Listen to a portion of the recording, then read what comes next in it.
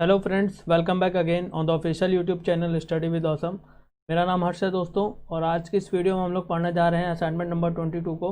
इसके सारे क्वेश्चंस को इस वीडियो में हम लोग देखेंगे।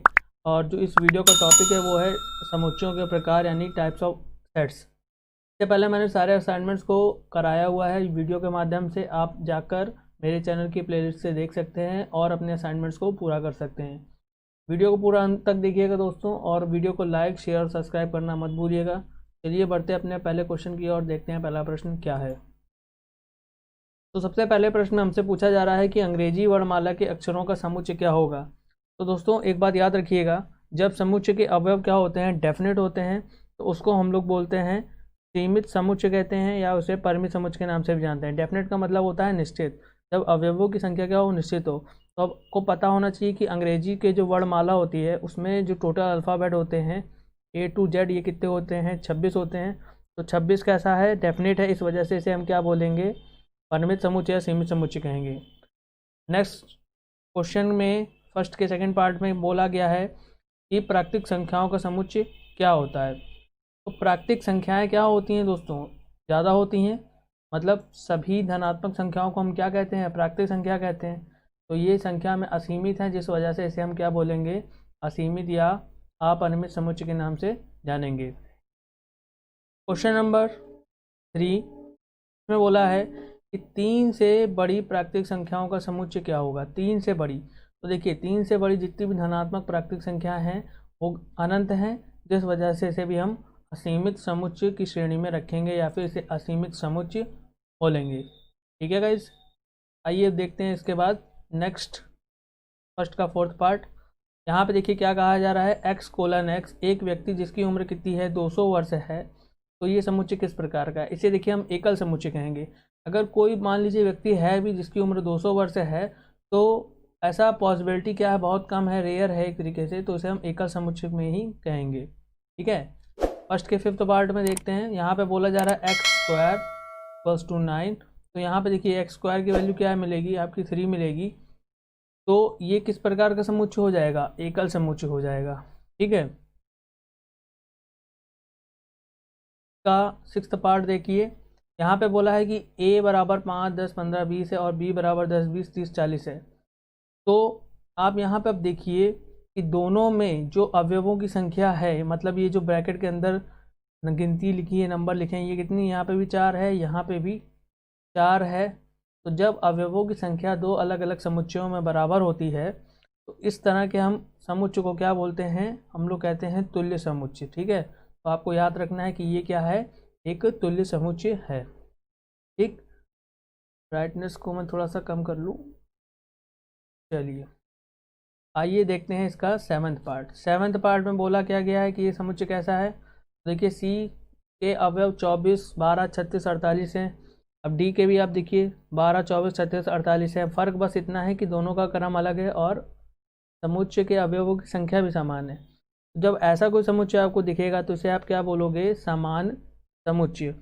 अभी तक आप लोगों ने कौन कौन से समुच्चयों के बारे में पढ़ा, आपने देखा सीमित समुच्चय के बारे में, ठीक है, फिर आपने देखा असीमित समुच्चय के बारे में, फिर आपने देखा तुल्य के बारे में, समान के बारे में। ठीक है, तो टोटल हमने यहाँ से देख लिए 4 तरह के हैं, और एक समुच्चय और हमने देखा था एकल समुच्चय। ठीक है, एकल समुच्चय। तो यहाँ से हमने 5 तरह के समुच्चयों के बारे में पढ़ा।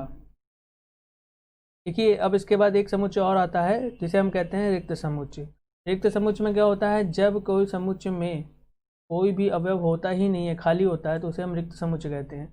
अब देखिए 1946 से पहले भारत के प्रधानमंत्रियों का समुच्चय क्या होगा, रिक्त होगा, क्योंकि 1946 की बात हो रही है। 46-47 में भारत आज़ाद हुआ था। उसके बाद 1950 में कहीं पर भारतीय सरकार द्वारा प्रधानमंत्री बने होंगे, क्या बने हैं, बने क्या होंगे, बने हैं। तो 1946 में तो कोई था ही नहीं, इस वजह से इसे हम क्या कहेंगे, एक रिक्त समुच्चय बोलेंगे। ठीक है, का जो है 9th पार्ट देख लेते हैं। प्राकृतिक संख्याओं का समुच्चय जिसका दहाई का अंक क्या है, 3 है। तो भाई ऐसी सारी प्राकृतिक संख्याएं तो बहुत सारी हो सकती हैं ना, इसमें दहाई का अंक क्या होगा, 3 होगा। तो इन सभी संख्याओं का जो समुच्चय होगा उसको क्या बोलोगे आप, असीमित समुच्चय कहोगे। क्वेश्चन नंबर 2, यहाँ पर आप लोगों को सर्वनिष्ठ समुच्चय ज्ञात करना है। सर्वनिष्ठ समुच्चय, इसका मतलब ये होता है जब दो समुच्चय जैसे ए और बी हैं, इसके सारे अवयवों को मिलाकर जब एक समुच्चय तैयार किया जाता है तो इसको क्या बोला जाता है? सर्वनिष्ठ समुच्चय कहते हैं। ठीक है, तो यहाँ पे देखिए इसके अवयव 5, 10, 15, 20 हैं और 10, 20, 30 इसके अवयव हैं। इनको मिला के इस प्रकार से यहाँ पे लिख लिया गया है। इसी तरह सी को भी करा गया है, इनका यूनिवर्सल सेट बनाया है। थर्ड पार्ट में देखिए क्या बताया जा रहा है। ई और एफ, यहाँ पे दो समुच्चय दिए हुए हैं, इनका आपको सर्वनिष्ठ समुच्चय बनाना है। तो यहाँ पर ई के लिए क्या बताया जा रहा है कि जो एक्स है, एक्स क्या है? एक प्राकृतिक संख्या है जो 5 से छोटी है। तो प्राकृतिक संख्याएं 1 से शुरू होती हैं, तो ई के लिए समुच्चय क्या बनेगा? 1, 2, 3, 4। ठीक है, 4 के आगे नहीं जाएगा ई, क्योंकि वहाँ पे बाउंडेशन लगी हुई है कि जो एक्स है वो 5 से छोटा होना चाहिए। तो इसके लिए समुच्चय ये तैयार होगा जो कि यहाँ पे लिखा हुआ है। इसी तरह एफ के लिए क्या बोला है कि एक्स वो प्राकृतिक संख्या है जो 4 से बड़ी या बराबर। तो बराबर होने के केस में हम 4 को भी लेंगे, तो 5, 6 आ जाएगा आपका, और 7 से छोटी है बराबर तो हम 7 को भी लेंगे। तो इस तरह से यहाँ पे ये समुच्चय बन गया है। अब दोनों समुच्चयों का यूनिवर्सल समुच्चय बनाना है, तो सारे इसके अवयव और इसमें जो अवयव आ रहे हैं उनको भी लिख दोगे साथ में मिलाकर। तो इस तरह से जो बनेगा सर्वोच्च समुच्चय उसे क्या कहोगे? सर्वनिष्ठ समुच्चय कहोगे। ठीक, थर्ड में बोला जा रहा है कि निम्न में कथनों में से कौन सत्य है। तो देखिए यहाँ पे 1 और 5 क्या है? 1, 2, 3, 4, 5, 7 में आ रहा है कि नहीं आ रहा? देखिए अब इसका 1 और 5 इस समुच्चय में बिलोंग कर रहा है, तो ये सत्य हो जाएगा। इसी प्रकार ए बी सी, अब ए बी सी ये जो समुच्चय है वो ए में क्या आ रहा है? तो इसमें तो केवल ए आ रहा है ना, बी और सी तो आ नहीं रहा है। इसका आप मुंह देखेंगे तो वो किधर की ओर है? इस वाले समुच्चय की ओर है। तो उसका ये मतलब होता है कि जब ये वाले समुच्चय के एलिमेंट सारे इस एलिमेंट में आएंगे तब यहाँ पे कंडीशन क्या होगी? हमारे लिए ट्रू होगी, अदरवाइज फॉल्स होगी। तो इसीलिए ये फॉल्स हो रहा है।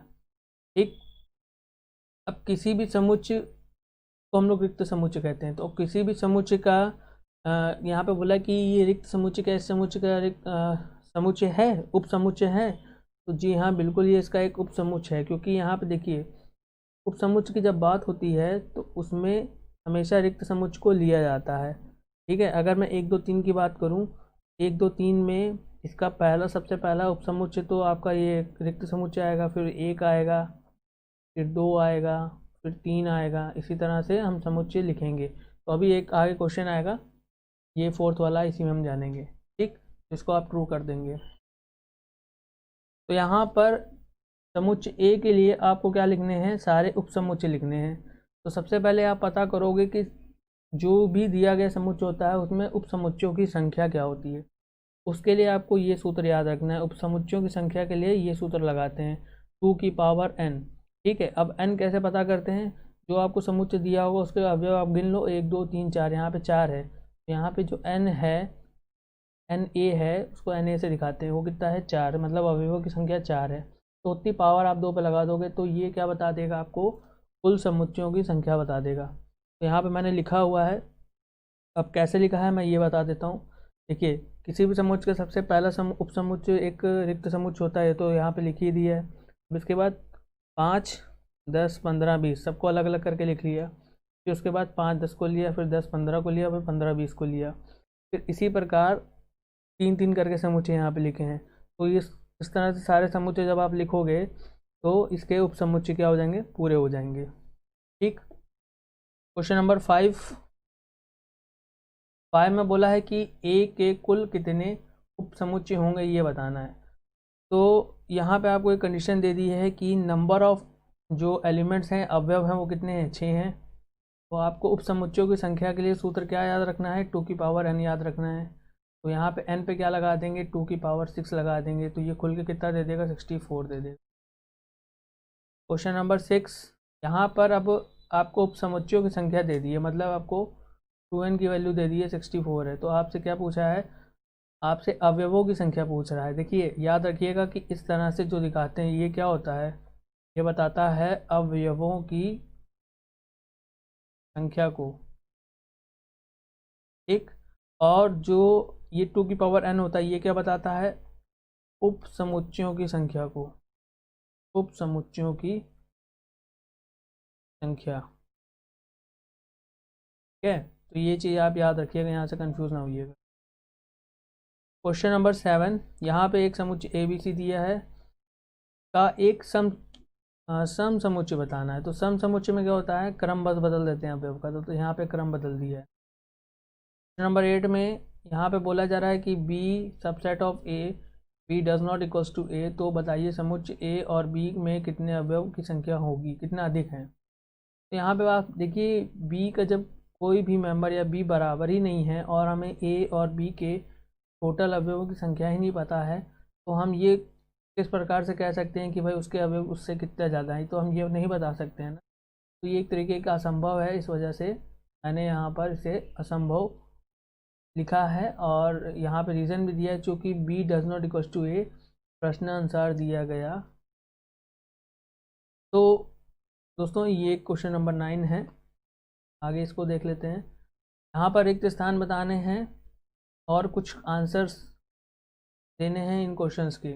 ठीक है, अब आप देख रहे हो यहाँ पे ए के लिए, बी के लिए, सी के लिए, डी के लिए, ई के लिए सबके समुच्चय लिखे हुए हैं। ठीक, यहाँ पे कोई नहीं लिखा है, इसका मतलब ये रिक्त समुच्चय है।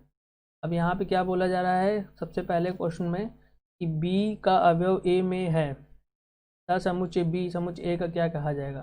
तो देख लेते हैं। देखिए बी का अवयव एक है, वो ए में एक आ रहा है, एक आ रहा है, तो बी क्या होगा, सबसेट ऑफ ए होगा। ठीक है, जब बी सबसेट ऑफ ए को कैसे लिखोगे, तो बी लिखोगे इस तरह से, सबसेट का निशान बनाओगे और इसे यहाँ ए लिख दोगे। तो क्या पढ़ेंगे हिंदी में कि बी उपसमुच्चय है ए का।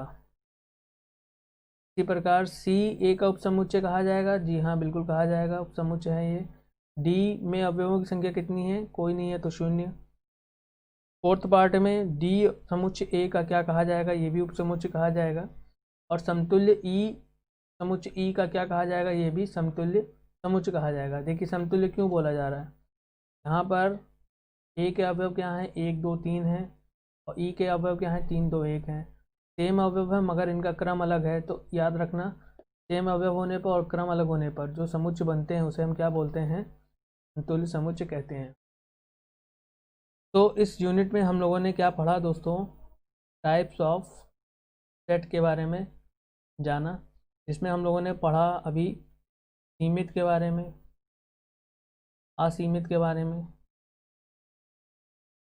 शून्य के बारे में और समतुल्य समुच्चय के बारे में। ठीक है, और कौन सा था दोस्तों, 4 से 5 समुच्चयों के बारे में पढ़ा है, यहाँ मैंने ऊपर ही बताया है। तो इन्हें आप वीडियो में देखिएगा और यहाँ से पढ़िएगा, जो कि आपके लिए बहुत ही हेल्पफुल होने वाले हैं। हाँ, तो दोस्तों इसी तरह की किसी और वीडियो में मिलते हैं, तब तक के लिए बाय बाय, केयर।